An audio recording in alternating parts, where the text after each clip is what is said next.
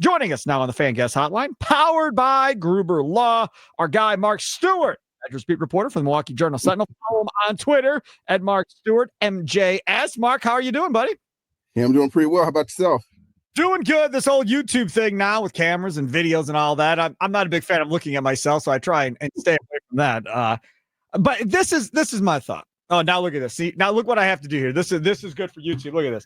Because it's like I'm a loser and have to put an L in front of my face in order to get the camera to zoom out, Mark. I wish you guys could see me waving over here trying to get his attention. Yes, I didn't notice it until I looked. Normally, I try not to look. Okay, Mark. So let's talk about this Badgers team. So first off, year 3 transfer portal quarterback, and right off the bat, you end up losing Billy Edwards. Now, MRI comes back later, and it appears he's fine, which is good.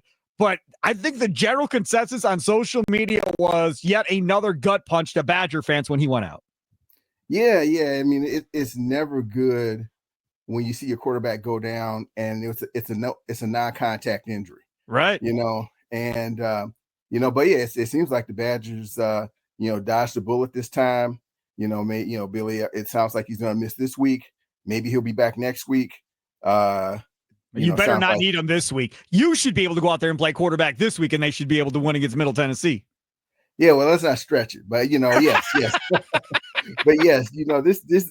I mean, and the way I look at this game, this is a good game. It's never too early to evaluate your quarterbacks. Yeah, and this is. I mean, you never want Billy Edwards out. You never want your starter out. But this is a time where, okay, if you think Danny O'Neal is the guy for you in 26.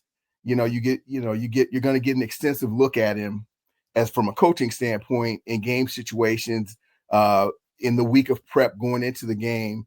So this is the way I look at this week. This is it's almost, I won't say like an audition, but it's going to be a good exam to see where he is and, if he could be the guy, leading this team next year. Okay. So what did you take away from watching Daniel O'Neal in that Miami of Ohio game? It was tough. I mean, I will say this. I mean, he's great. He's very mobile. He's good with his, he made some plays with his legs. With his legs. There was like a 3rd and 9 play, I believe, and he ran for 17 yards. So I do think he adds that dimension to the team. I think it sounds like the guys, really enjoy playing with him. He's just kind of got a swagger, a moxie to him that, seems like, one of those intangible qualities that, guys enjoy playing with. So from that standpoint, those were positives. I mean, there were 2, maybe 3 throws. He had one pass that was intercepted in the end zone. I think he kind of underthrew it. And there was, by my count, there were 2 other passes that made you think like, whoo, that one could have been picked off at a time when the game was still in doubt. So, those are things you got to work. You got to work on. But Mark, you just said it. The fact that the game was in doubt that late into it should not happen. Listen, if this is Barry Alvarez's team, Bielema's team, Chris' team, Gary Anderson, who knows? But those other 3 guys, this game is never in doubt. That game took to midway through the second half before you felt comfortable about it.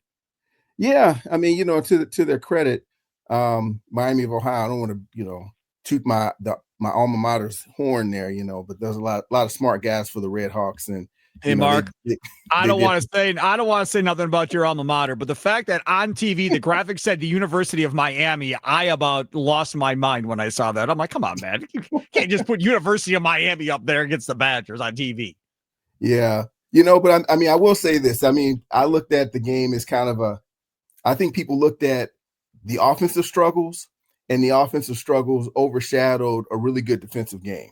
Sure. If you're a Badger fan, and I don't know what more they could have done defensively. I mean, sure, this is a MAC team, and that they handled a MAC team from the defensive standpoint the way you hope they would.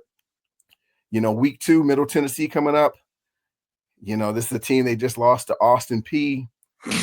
I mean, this is a game that you would hope, if you're a Badger fan, that they're going to come out and consistently throughout the game make plays on both sides of the ball. And this is one of those games where 3rd quarter, you're getting some of your freshmen in, definitely fourth quarter. We'll see what happens. It seems like these games are always a little tougher for UW than they should be, though. You can't question Mason's wanting to coach from Vanderbilt to freaking Middle Tennessee State. Like, I think I'd rather be an assistant coach at Alabama at this point, Mark, than having to try and resurrect this program. But having said all of that, I have another question about the offense because I'd like to stay there for a second. What happened to my guy Dupree, man? That I was hoping he was going to be my guy, and they kept running Dylan out there, which was fine. He had a nice game, 70-some yards, whatever it was. But I really thought Dupree would get more run than he got. I guess from watching them practice throughout the spring, Darian Dupree was ahead of Dylan Jones last year at this time, and the snap showed it. But from the spring on, Dylan's kind of taken that job and run with it. And, maybe it's the change of offense that maybe suits his style of running a little more. But, I guess I wasn't surprised that that's kind of how it landed out. I think, between, the three backs, when you add Cade Yakimelli to the mix, I think those other, you got Dylan Jones at the top, and I think Darian and Cade are pretty close. But it's early. Like I said, we'll see what happens this week. All right. Darian, so let me kind of at you with this. Would you, because I think they're both different. Now, you could tell me if I'm wrong in Yakimelli, but I think Yakimelli's more of a bruiser and Dupree's more of a guy that wants to shake and bake and make people miss. Wouldn't that, that's pretty much going to come down to what style the Badgers want in different situations. Yeah. It's fair to say Dupree has a little more wiggle to him. He's a better receiver. He's a guy that, in high school, he played if you watch some of his high school stuff, he was split out a lot, playing his slot. So he's got great hands, so I do think he has a unique skill set in that group of running backs. Sometimes, the first game, now this is one thing about your guy, Darian, in terms of, he didn't get the touches, but he did get pretty much the same amount of snaps as Dylan. I think he just didn't get the touches, right? Okay. Yeah. So, I think, it was 31 snaps for Dylan Jones, 28 for Darian Dupree. So he was out there in the mix. Now, in the future, is that going to lead to more touches? Is it going to vary from game to game?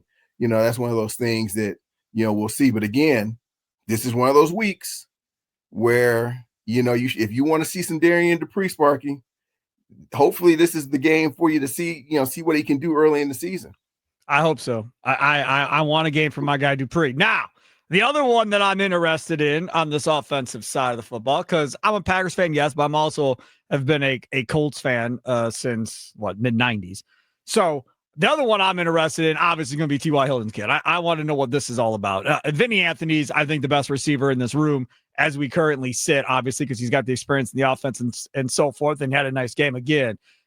Tell me about T.Y. Hilton's kid. Eugene Hilton. He's a guy, when you talk to the coaches about him, and he is a true freshman who came in for spring ball. So he's been here since January. And, they talk about him just having doing certain things that you either one, you can't teach, or it takes them a couple seasons to teach guys these things. So, okay, that's good. Yeah. So he is a guy that, has a lot of, he comes to, I don't know if osmosis is the right word, but just being exposed to the game at the level that, he's seen. I think he's, he was able to kind of pick up on some things as a receiver that have really helped him since he's gotten here. Got his first catch. I think he had one or two catches in the second half. He's working. For a freshman, to me, he's part of what I would consider like maybe the second group of receivers. It's hard. Yeah. It's hard these days to say, okay, who's a starter and who's not. But, there's definitely a first group of receivers that you kind of see cycling through. And then there's a second group that I think Eugene's a part of right now. But, very promising guy. I think if he sticks around and they can keep him here, he's going to be a guy that, is going to be able to. Why would you do that? Why would you just try and crush me on the way out? You were so positive, Mark. If you're on YouTube, he's laughing at me. If you were so positive that whole time, and then on the way out, he just casually goes, if they're able to keep him, meaning that this dude could be up and gone for NIL money somewhere else. That's pretty much what you're saying. Isn't it what you're saying, Mark? I have no insight into that, but that's just the nature of college sports these days, you know? I mean, I'm sorry to break it to you, Sparky, but, you know, these guys are going to be, some of these guys are going to break your heart. You're going to fall in love all right. with them. Fine. Let me follow up with this then. So the other day, we got this complaining session going on between Gundy and Dan Lanning at Oregon. And Lanning was like, hey, man, look, like you're going to have to spend money in order to win, right? So there are programs that are going to spend money to win, and then there are programs that aren't going to use it as an excuse of why they can't win because they want to save that money. And there's been all this conversation about the Badgers and do they have the money and they don't want to spend it, or what the deal is and how much money do their boosters really have being thrown at this. Now, again, Oregon's Phil Nike, so obviously we know what that is. But from a Badger standpoint, do they simply, in your mind, just don't have enough money coming from boosters in order to really make this work the way it needs to? Well, I mean, this whole NIL world there's a lot of stuff that we don't know. Like Kawhi Leonard. We didn't know about Kawhi Leonard, according to reports either, Mark. We had no idea the NBA was on the NIL train. You know, so, I mean, so how much money does UW have compared to other schools?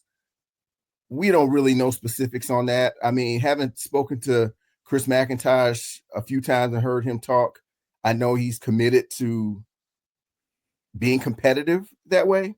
But I also think when you're Wisconsin, if you're not in Ohio State or Texas or Michigan or some of these schools where, you know, they got the tradition that builds the coffers up, you know, you're always going to be in a mode where, you know, you got to spend wisely and you got to, you know, get guys in and kind of project and develop players. You know, I think one thing you saw with UW during this offseason is in the transfer portal, they got a lot of guys who are really strong players, like at the FCS level. You know, they got a Division II. They even got a Division III kid who's in there too deep, which also means cheaper talent. Yeah, so you're banking and you're looking at players from a standpoint of, yes, they're cheaper, but you're also kind of projecting, okay, I think this kid can do this here. And you know, football is one of those weird sports too, where to me, it's not like basketball where if you got 5 studs, you can just dominate. Yep. I mean, it does help, but football, there's so much chemistry involved. There's so much scheme and so much play calling that I do think, you know, especially if the playoffs keep it expanding, that we're going to see some teams that you might not think, oh, they can't compete. And then all of a sudden they get on the field with, you know, some of these blue blood programs, and they're going to be giving them everything they can handle. So, so to go back to your question, is Wisconsin putting enough money out there to compete at? I mean, I think they are. Football is important to UW. It funds a lot of what they do as an overall athletic department. So having a strong, healthy football program means your whole athletic department has a chance to be healthy too. So that said, I do think that they are investing. It's just how much, you know, we might not know that for a long time. He is Mark Stewart, Milwaukee Journal-Sentinel Badgers beat reporter. Follow him on Twitter at Mark Stewart MJS. Not everybody probably tuned in to watch Miami of Ohio. Everybody's not going to tune in to watch Middle Tennessee State. Obviously, give me like 1 or 2 portal guys that stood out and maybe impressed you the most of what you've seen through, you know, all of the practices and then through week 1. Of the portal guys, let's see. I'm thinking you're going defense, probably, right? Yeah, I was gonna say let's take Billy Edwards out of the mix. You know, we know he's you know, a really good player. Defensively, Mason Reiger, defensive end, number 22. Mm-hmm. They're already using him a lot on third down, and he's been creating a lot of havoc. So he would probably be at the top of my list. Let's see. Another portal guy. I guess I'll go with a couple interior guys. Like you got some interior guys like Javier Suggs, in defensive tackle, guy who played at LSU, started his career at Division II Grand Valley State.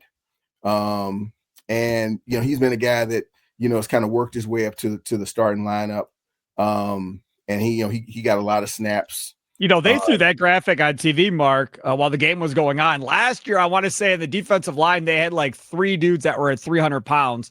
And coming into week 1, they had 9 guys. They're coming in around 300 pounds of that defensive line. Definitely intent as far as wanting to beef that lineup to stop the run. Yeah, that was one of their things. They wanted to get bigger in the interior, and on the edge, you know, just have some variety. I mean, you know, we saw Mason Reiger last week. They got a guy, Corey Walker from Western Michigan, who played some, and he's kind of a different type of outside linebacker. So like when you look at that defensive front, you got the big guys on the inside, and then I think over the course of the season, you're going to see on the outside and on the edges different types of outside linebackers. You know, some bigger guys that might be better against the run. You know, we saw the pass rushers last week, and I think we'll probably see some of those pass rushers again on Saturday. He is Mark Stewart, Milwaukee Journal Sentinel Badgers beat writer. Follow him on Twitter at Mark Stewart, MJS, joining us here on The Fan. Mark, thanks so much for coming on, man. I appreciate it. Hey, no problem. You bet you take care. You too. Take care. There he is, Mark Stewart. Fan Gas Hotline, powered by Gruber Law. One call. That's all.